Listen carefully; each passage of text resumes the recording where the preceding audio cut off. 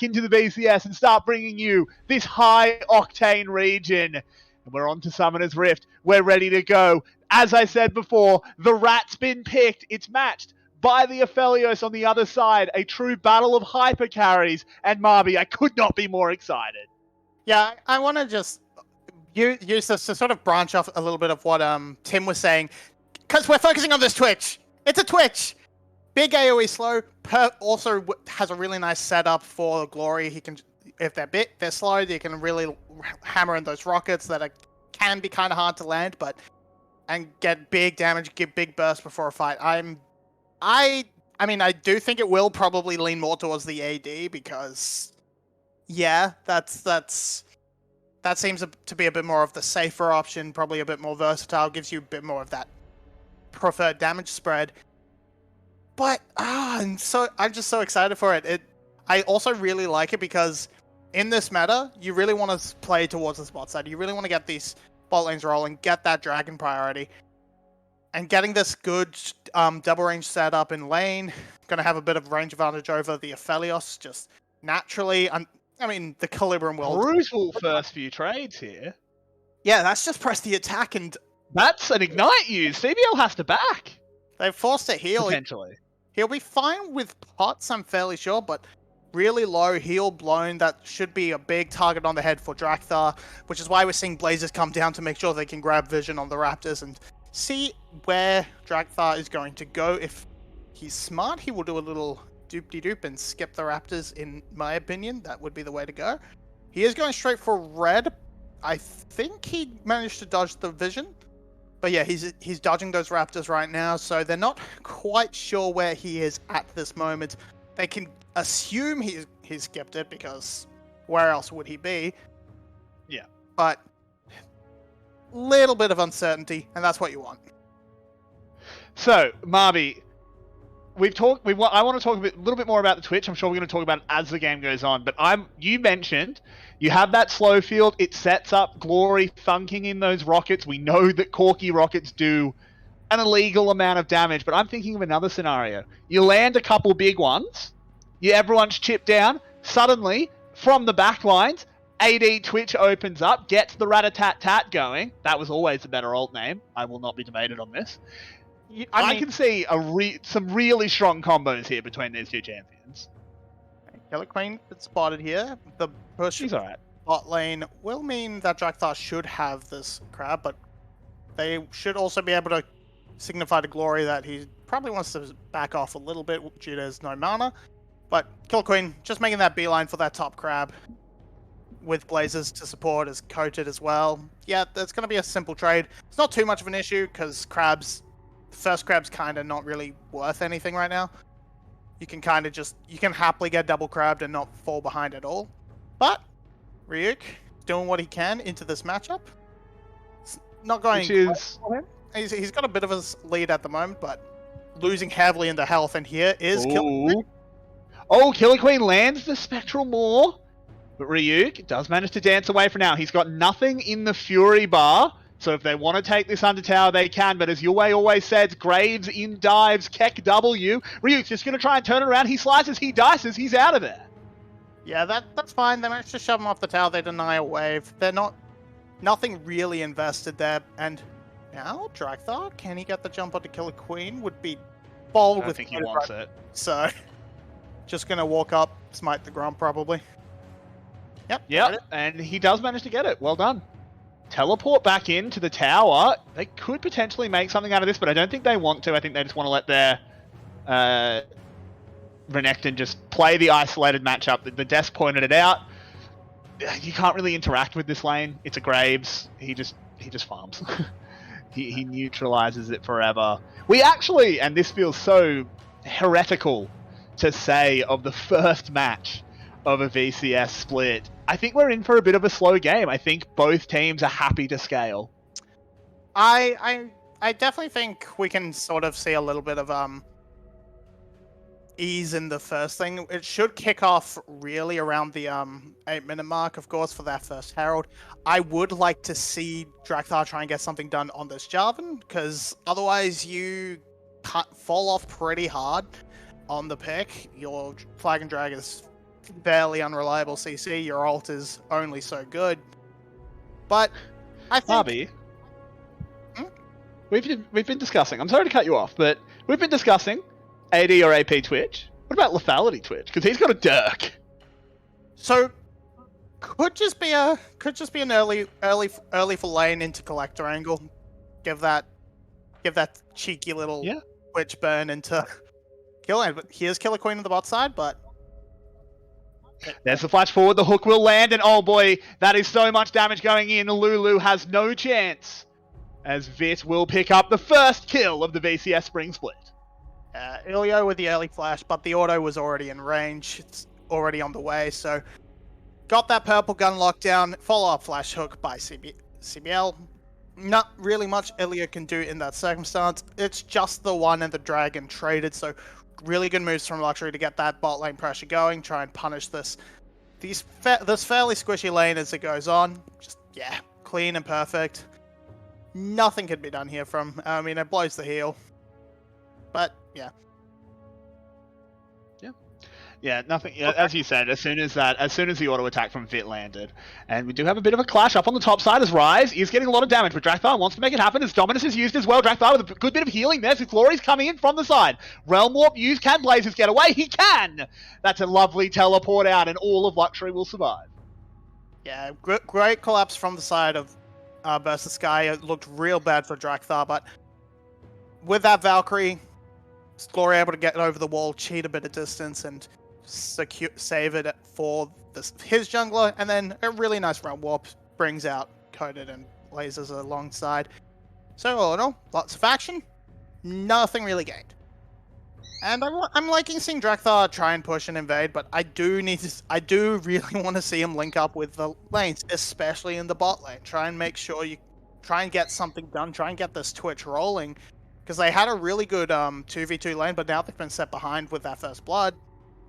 And the wave shove from Vit is just going to be that much stronger, thanks to things like the being able to pick up the Severum and the Infernum. Those will keep them going. Those will push in the Switch, and they don't really want to be stuck in, but here they are. Here's the rotation for Herald. This is going to be it. And Luxury have first position. Yeah, Luxury does have first position, but there is a package available for Glory. We know what this can do as a hook lands onto Elio, but in goes the package. The carpet laid down. Not a very effective engage there by Drakthar. He just gets blown up immediately. Killer Queen now takes control. And oh no, Marby, it's all falling apart. They trade back one, but it doesn't matter when all of the team is rotting away. Glory up in the air, sent to the grave, and Ryuk will be the only one to leave. We hit the Sepia Rift, and oh my word, Luxury have just catapulted into the lead. Yeah, the pause is absolutely right, because someone didn't have their monitor on. Clearly. Because that teamfight was dreadful from BTS. They missed...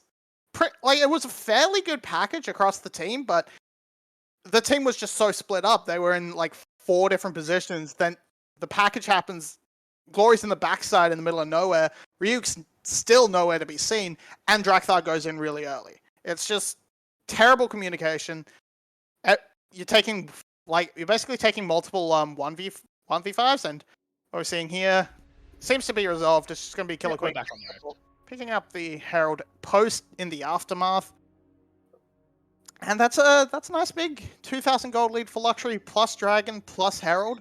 They're off to a fantastic start.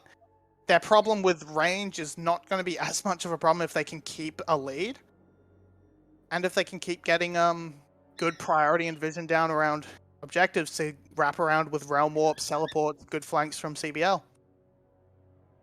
Yeah, ideally, I do apologize for a very angry Rakan. I'll get him sorted out in a little bit. He's still getting used to the new apartment. I do apologize. He's a little bit spooked. As Glory continuing to farm, of course, they do have still the possibility of this Corki, but let's have a look. It starts with a hook into a package. Yeah, we see, look here, Glory goes one way, Drakthar goes the other, and the solo laners are just completely away from the rest of the team. So 2 very separate fights of a 5v3 into a 5v1 because Ryuk realizes, I just need a bounce. So just horrific team fighting coming up from Sky, as they do not group up, they do not work together, and they do not coordinate their engage. Sorry about that. That is very true, but we are, of course, back to live. And the big benefactor of these plays has been Vit. 3-0 and 2. Gale Force complete at 10.5 minutes. This Aphelios is already looking very, very scary, Marby. Yeah, we're seeing Drakthar now being bullied out of his jungle. Blazers has the roam of the priority. Bit of a hook away from CBL, should be fine, but here's the roam from Blazers. Drakthar is gonna be donezo, most likely. Yep. Yeah, they're in trouble. Herald summoned up. There goes the ultimate. It's a good little bit of delaying there from Drakthar. Puts up the Rage Cage, but they need to fight this one out. They get one back, but now it's just Glory. The teleport in from Ryuk. Can he actually change anything? Blazers now falls. But Corki fell in the meantime. The Herald will still do the damage. Killer Queen now moving forward. He's taking over that Corki body. He breaks another heart. And oh boy, that's a quadra kill for the Killer Queen. And Luxury are running away with it. Yeah, tried their best to stall, tried to make the tower do as much as it could, but Vit is basically untouched. All that damage comes from the tower. Coded gets to hang out on the top side, and Killer Queen gets to hit Reset City, pops it off, cleans it up. There might be a bit of a window for versus Sky to grab this dragon, but it's just an ocean, so it's not really a huge loss from the side of Killer Queen and Luxury, but the way they're heading down, it seems fine. But here we see it now. It's just first roam, time and time again. Drakthar caught out by overchasing onto CBL, and it's a 4v3 dive, which seems like not that bad. But look at that perfect hook onto the main source of damage. Does their best, but once Killer Queen manages to get one reset, it's just lights out. Yeah, Killer Queen as well. I want to shout him out. He actually played the champions he was picking up really well. You saw him hit a big EQ on the Jarvan. Of course, he's a jungler. It's not like he doesn't know how to play the Jarvan.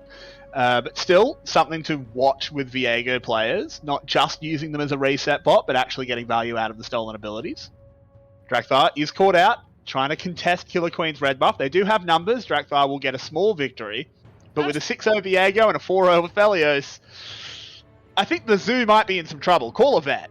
Yeah, I respect it. Keeping the pressure on as best they can, but it can backfire horribly. But if they find Killer Queen caught out, Drakthar and Glory, they might be able to cash in that big shutdown. We're gonna see first tower fall for Luxury, and we might be reaching the stage where objective bounties do come into play and can be the path back in for Burst Sky if they're able to properly utilize their range, properly utilize this. Edge. He's going for it. It really gives the game away running past the minions though. Like, Elio needs to try and beat. Ryuk's dead. He's just dead. Yeah, he's dead. Game given away. Not much Ellie can do because he needs to be there if they try and make a play, but can't stealth. So they stop the backs, run away. To the top side, Blazers once again controlling this mid lane pressure, mid lane wave, able to run warp in and get up a kill. Coated might overextend here though. He might. Drakthar does have access to the ultimate, so he can put him in the pot. Probably needs to if they actually want to make a play out of this, but Glory's not interested, and Drakthar just has to kind of walk away. Yeah, Where's your killer instinct gone, Drakthar? Drakthar of last split is ulting there every day of the week. Yeah, when you miss the EQ, I feel like they kind of just made the Gloria in particular made the call. Just no, it's no other. We probably won't be able to cut him down in time. Shield bow is shield bow. It's too much darkness. We don't know where CBL is, and CBL was pretty much around the corner, so they didn't really want to make that trade. But now we're seeing a bit of an ingress into the blue buff. This isn't. They've got a flank. They don't make it. They don't pull the trigger on it. They're playing very skittish. I don't blame them. 8k gold down, 14 minutes in. You don't really want to be taking fights because you probably can't win them. Another hook out of CBL. Does take a little bit of punishment on the backside. Almene the same. So far, this Twitch not doing a huge amount of anything as Drakthar has been caught out. Has not flagged and dragged away quite yet. Coded bearing down on him. There's the flag. There's the drag. But everyone's coming. He flashes over the wall. Gets Killer Queen's ult. Gets Killer Queen's flash. The package goes in. Glory, he's going so deep. Has to try and get out. The depth charge, the hook. There's a Lulu ultimate to keep him alive for a little bit longer. Killer Queen going low. Killer Queen goes down. It's a big shutdown. Over to the Corki. The rockets come out. Ka-chunk, ka-chunk. Leo gets hit hard. And they need to run, but here's Blazes to light the fire and burn down BTS. But never mind, the firefighters respond in time. As Ryuk does well, Almine as well, and Luxury have to run. So overall, 2 for 3. That's a huge pickup for Sky. Bounties as well, going on to the Corki. That's going to be a really big swing, and they're not going to be able to pick up any objectives off of it, but it's gold in the pockets of Almine, gold in the pockets of Glory. And actually, Glory, I didn't notice this before because the icon is kind of similar at this resolution. Yeah, that's a unsealed spellbook. So this Corki is not trying to farm up as much gold as he can. He's just trying to make his way around the map, have more combat power. And you see here, it's a decent start from Glory in that it sets it up and gets it all going to try and knock it down. And the pickup on the rocket is great. But it is a little bit desynced. He takes a lot of damage straight up. And Blazes, he's first to the play, but Ryuk is just in time to catch him, and they don't really want to keep diving between two towers. Yeah, and I mean, look, the gold lead is still very, very much in favor of Luxury, don't get me wrong. But that play does, I actually think, give Sky a window. Their Corki is now pretty strong. He's 2 and 3, which is not great, but he got 1,000 gold shut down there in that fight. Corki does absurd damage. He is going this AP Corki build, not a surprise by any means. I think this does give Sky a chance. Not a huge one, but it's better than the 0% I think they had about 2 minutes ago.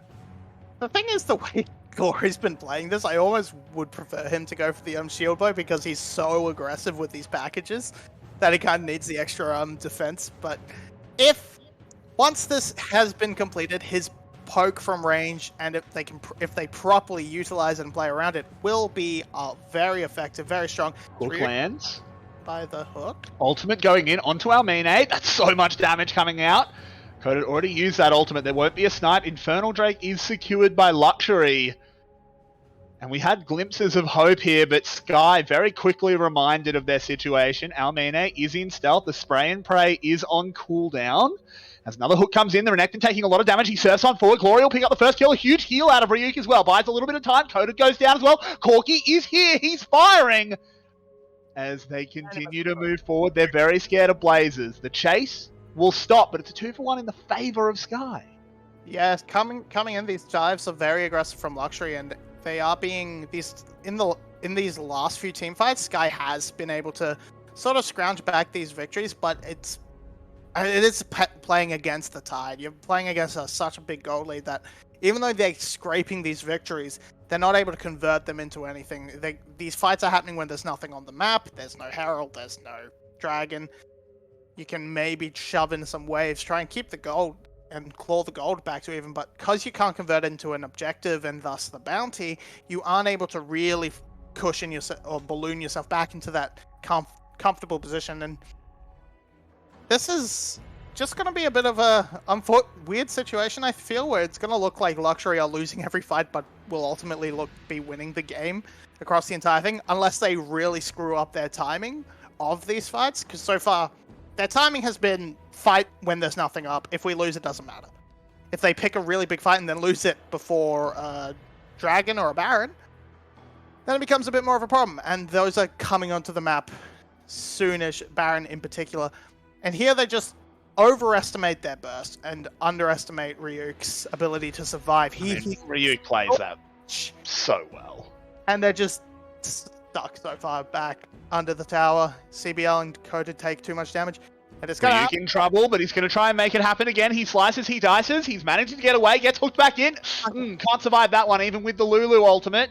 And they actually picked off Drakthar as well during the replay. So Luxury picked up 2 unanswered kills. They'll get the inner tower as well.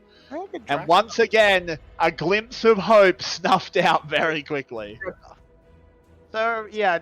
It seems like they picked Drakthar on the red buff, and then there wasn't enough response onto the Ryuk.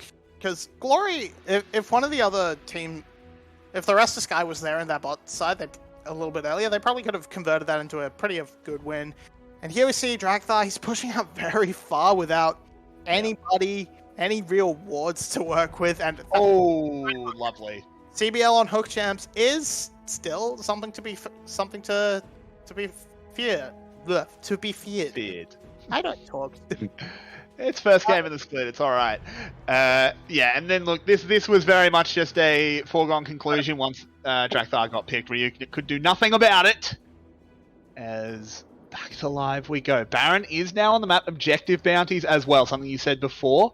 Sky could possibly slingshot themselves back to closer to parity. Though of course, 9k gold down at 20 minutes. It's a rough day at the office for the lads from Sky. They've got a lot of work to do. You're seeing a bit of parity in the mid lane with that the 2 items, but it's the other lanes that are really hurting. You're seeing the fully completed Lord Dominic's and most of what could be is probably going to be a Bloodthirster realistically up for Coated coming through here against just the Gore Drinker and Phage.